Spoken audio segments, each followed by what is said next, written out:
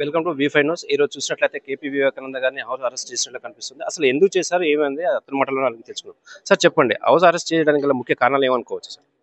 ఈరోజు ముఖ్యంగా ఈ యొక్క కాంగ్రెస్ ప్రభుత్వం మరి ఈరోజు బస్ ఛార్జీలు పెంచుతూ ఇచ్చినటువంటి ఉత్తర్వులను వ్యతిరేకిస్తూ మరి బీఆర్ఎస్ పార్టీ శాసనసభ్యులందరం కూడా బస్సులో ప్రయాణించి బస్ భవన్ చేరుకొని ఆర్టీసీ బస్సులో మరి ఈ పెంచినటువంటి బస్సు ధరలన్నింటినీ కూడా ఈ యొక్క ప్రయాణ ఛార్జీలన్నింటినీ కూడా తగ్గించాలి, ఉపసంహరించుకోవాలని చెప్పేసి ఒక లిఖితపూర్వకంగా మరి బస్ భవన్లోకి వెళ్ళి అక్కడ ఉన్నటువంటి ఎండీకి ఇవ్వడం అని అనుకున్నాం.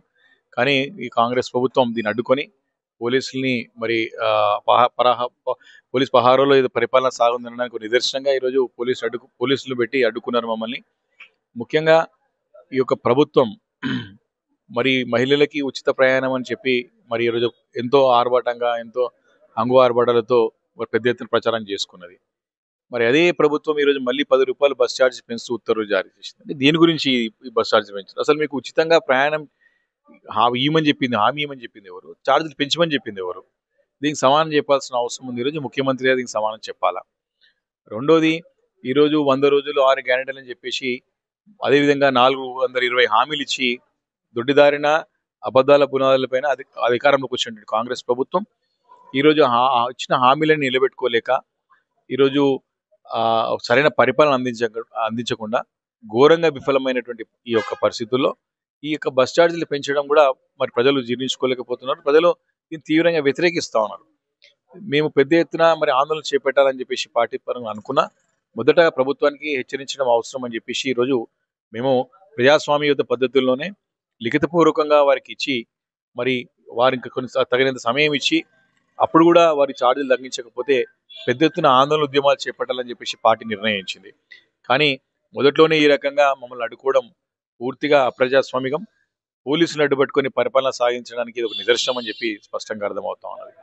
తప్పకుండా రాబో రోజుల్లో భవిష్యత్తులో పెద్ద ఎత్తున ఆందోళన ఉద్యమాలు తప్పవు. ఇదే కాదు, ఈ ప్రభుత్వం అన్ని వర్గాల ప్రజలను మోసం చేసింది.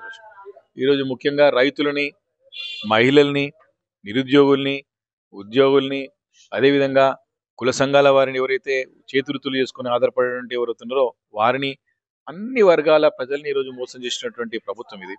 ఈరోజు ప్రజాపాలన కాదు ఇది. వాళ్ళు ఎంతో ఆర్భాటంగా ఎంతో పెద్ద ఎత్తున వాళ్ళు చెప్పుకుంటున్నారు ఇది ప్రజాపాలన అని చెప్పే ప్రయత్నం చేస్తుంది. ఇది ప్రజాపాలన కాదు, ప్రజలను మోసం చేసే పాలన, ప్రజలని ఘోరంగా దెబ్బతీసి ఇబ్బంది పెట్టే పాలన, ఈరోజు ప్రజలని దోకా చేసిన పాలన ఈ కాంగ్రెస్ పాలన స్పష్టంగా అర్థమవుతుందని చెప్పి సొంతంగా మనవి చేస్తా ఉన్నాను. కాబట్టి తప్పకుండా వీరికి గుణపడడం తప్పదు. ఈరోజు అన్ని వర్గాల ప్రజలు, ఈరోజు ఈ వర్గం ఆ వర్గం కాదు, ప్రతి ఒక్కరు కూడా వీరి చేతిలో మోసపోయిన వాళ్ళే. ఈరోజు దాని అందరూ కూడా ప్రజలు ఎత్తి చూపుతా ఉంటే సమాధానం చెప్పలేక ముఖ్యమంత్రి రేవంత్ రెడ్డి గారు ముఖం చాటేస్తా ఉన్నాడు. తన ఇంద్రభవనంలో అక్కడ జూబ్లీస్ లో కూర్చొని ప్రజలకు అందుబాటులో లేకుండా ఇబ్బందులు పెట్టేటువంటి పరిస్థితులు చూస్తా ఉన్నాం. కాబట్టి బాధ్యత గల ప్రతిపక్ష పార్టీగా మా పైన బాధ్యత ఉన్నది. తప్పకుండా ప్రజల పక్షాన్ని పోరాటం చేయడానికి ఎల్లప్పుడూ సిద్ధంగా ఉంటుందని చెప్పి ఈ సందర్భంగా నేను ఈ ప్రభుత్వాన్ని హెచ్చరిస్తాను. అయితే ఇంకో విషయం ఏంటంటే, ఇప్పుడు రాబోయే ఎలక్షన్లు కూడా ఇప్పుడు తొందరలో ఉన్నాయి. ఎంపీల ఇప్పుడు ఏదైతే సర్పంచ్ ఎలక్షన్స్ కావచ్చు, జెడ్పీటీసీ కావచ్చు, ఎంపీటీసీ కావచ్చు, ఈ బస్ ఛార్జీల వల్ల వాటి మీద ఎఫెక్ట్ పడే అవకాశం ఏమైనా ఉందా? కేవలం బస్ ఛార్జీలే కాదు, ఈరోజు ఘోరంగా విఫలమైంది ప్రభుత్వం. రైతాంగానికి ఎరువులు ఇవ్వలేకపోయినది, యూరియా ఇవ్వలేకపోయినది. రాత్రులనక పగలనక పడిగాల్పులు కాలుస్తూ రైతులంతా కూడా రోడ్లపైన పరిస్థితి చూశాం. నిరుద్యోగులకి 2 లక్షల ఉద్యోగాలు ఇస్తామని సంవత్సరంలో ఇస్తామని చెప్పి దాని గురించి మాట్లాడే పరిస్థితి లేదు. ఈరోజు ప్రభుత్వ ఉద్యోగులకి ఎన్నో హామీలు ఇచ్చినదు ఏ ఒక్కటి కూడా నెరవేర్చలేదు. మహిళలకి ₹2,500 ఇస్తామని చెప్పిన 6 గ్యారెంటీలో భాగంగా రూపాయి ఇచ్చింది లేదు. ఇలా చాలా ఒకటి కాదు, 2 కాదు, అనేక అంశాల పట్ల ప్రజలు ఈరోజు కాంగ్రెస్ పార్టీని నిలదీయడానికి సిద్ధంగా ఉన్నారు. ఏ ఎన్నికలు వచ్చినా సరే ఆ ఎన్నిక ఓటు ద్వారా ప్రజలు కాంగ్రెస్ పార్టీకి గుణపడడం చెప్పడానికి సిద్ధంగా ఉన్నారు. అత్యంత ఘోరంగా విఫలమైనటువంటి ప్రభుత్వం ఏదైతే ఈరోజు భారతదేశంలో ఉందంటే తెలంగాణ రాష్ట్రంలోని కాంగ్రెస్ ప్రభుత్వం రేవంత్ రెడ్డి గారి నాయకత్వంలో అన్ని విధాల ఫెయిల్ అయింది. వారికి అసమర్థత పాలన ద్వారా ప్రజలు ఇబ్బంది పడుతూ ఉన్నారు.